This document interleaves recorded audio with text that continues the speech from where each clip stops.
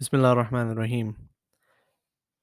As we start the new year, and we just talked about the concept of tawakkul and give an example on um, the importance of niyyah and the intention and the effort, I want to bring another concept which is very important when we think about the intention, the effort, and the results.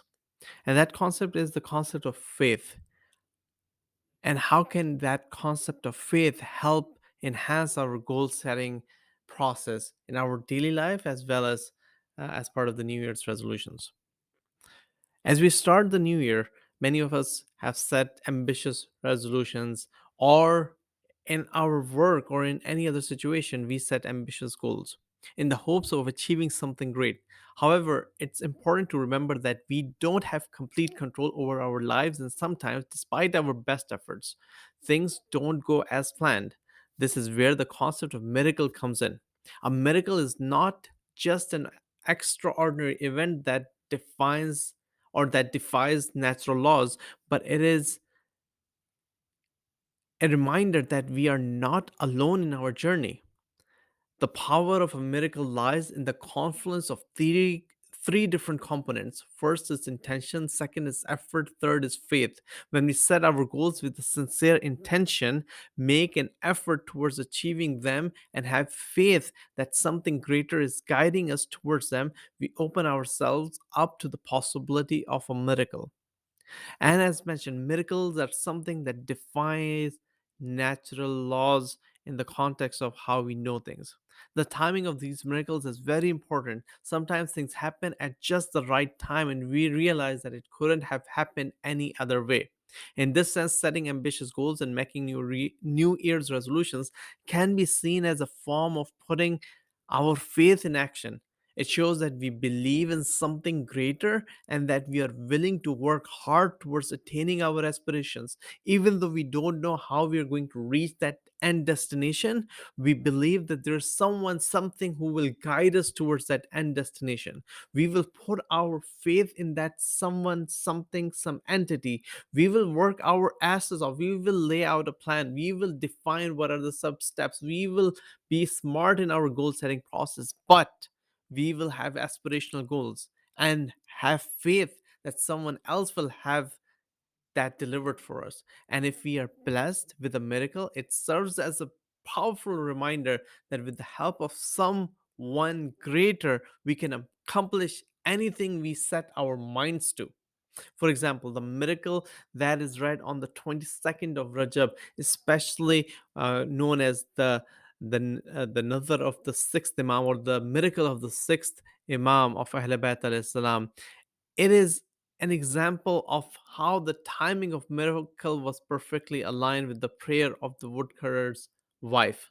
So, for example, if the woodcutter had found the treasure earlier or a couple of years later, it would not have mattered. It would not have been a miracle. But when the wife prayed on that day and the miracle happened at that same time, that shows that that was a miracle linked to the faith and effort of the wife and what the woodcutter was doing himself. Similarly, when the wazir was punished and put into jail, the night that they repented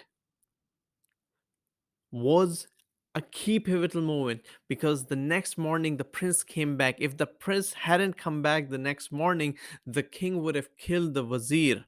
But because they repented, because they accepted, the miracle happened. The prince came back. If the prince had not gone, or the prince had come back after 2 days, it would not have been the same miracle that happened because of the timing. Because prince had to come back. He could have come back after 2 days, and wazir had been killed by that time. So someone, some power put that into the mind of the prince that you have to come back right now because my person has just repented in the jail. And that is the key. We have to believe in things that happen unconsciously, subconsciously. We have faith, we make an effort, and someone else is doing the planning for us.